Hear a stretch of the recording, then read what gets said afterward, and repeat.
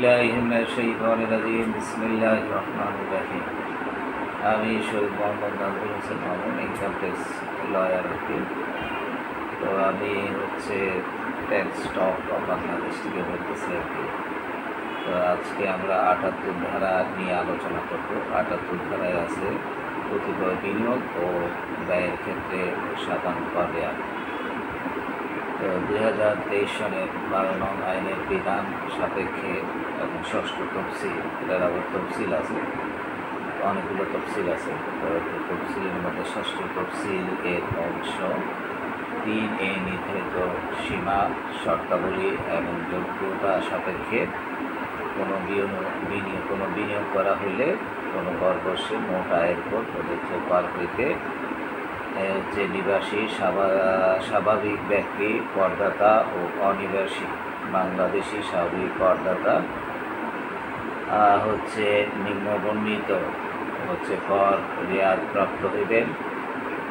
এটা ক, অথবা এখানে মোট আয়ের, এটা যেটা ক এখানে ক সম্বন্ধে বলা হয়েছে, কতে যেটা আছে মানে এটা সূত্র আর কি। সূত্র 0.03 ইন্টু ক এর মধ্যে কি আছে, কর অব্যাহতিপ্রাপ্ত আয়, হ্রাসকৃত কর হার প্রযোজ্য এরূপ আয় এবং ন্যূনতম প্রযোজ্য কর এরূপ আয় বাদ দিয়ে পরিগণিত মোট আয়, মানে মোট আয়ের হবে। মোট আয়ের মধ্যে সেটা যেটা কর অব্যাহতিপ্রাপ্ত আয় সেটা বাদ যাবে। হ্রাসকৃত বা কর হার প্রযোজ্য এরূপ আয় যেটা থাকবে, যেটা আমরা রিডিউস রেট করি, আর এবং ন্যূনতম মিনিমাম ট্যাক্স, এটা রিডিউস ট্যাক্স, আর মিনিমাম ট্যাক্স ন্যূনতম কর প্রযোজ্য এরূপ আয় বাদ দিয়ে পরিগণিত মোট আয়ের 0.03% কর রেয়াত পাবে।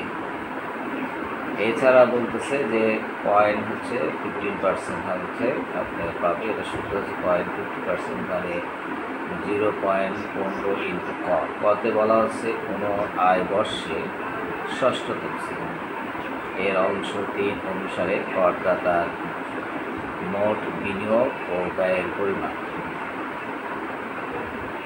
এখানে ষষ্ঠ তফসিলে এখানে আপনার যেগুলো বিষয় কর রেয়াত আছে, কোনো আয় বর্ষে ষষ্ঠ তফসিলের অংশ অনুসারে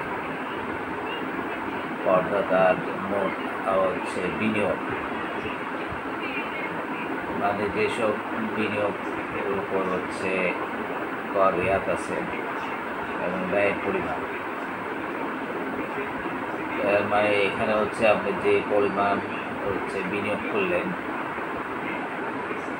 মানে বিনিয়োগের পরিমাণ ও ব্যয়ের পরিমাণ, এইটার উপর 15% কর রেহাত পাবে। আবার বলছে যে 10 লক্ষ টাকা এই তিনটির মধ্যে যাহা কম, মানে আপনাকে যখন রেয়াত দেবে তখন সবচেয়ে কম থাকবে, আর যখন ট্যাক্স নেবে তার মধ্যে সবচেয়ে যেটা বেশি সেটা, বুঝতে পারছেন? তো আমরা ৭৮ ধারা নিয়ে আলোচনা করলাম। ৭৮ ধারায় লেখা আছে কতিপয় বিনিয়োগ ও ব্যয়ের ক্ষেত্রে সাধারণ কর রেয়াত। তো ব্যয়ের পরিমাণের উপরও কিছু রেয়াত পাবে, বিনিয়োগের উপরও পাবে। তো ৭৮ ধারা আমরা আলোচনা করলাম। আপনারা যদি উপকৃত হন তাহলে আমি ধন্য হব। আর আপনি যে ইনকাম ট্যাক্স মানে আয়কর আইনজীবী আর কি, আমাকে দিয়ে আপনাদের 24-25 বছরের এটা যদি জমা দিতে চান, স্ক্রিনে আমার ফোন নাম্বার থাকবে, আমার সাথে যোগাযোগ করবেন। প্রতিষ্ঠানের নাম টোটাল সলিউশন।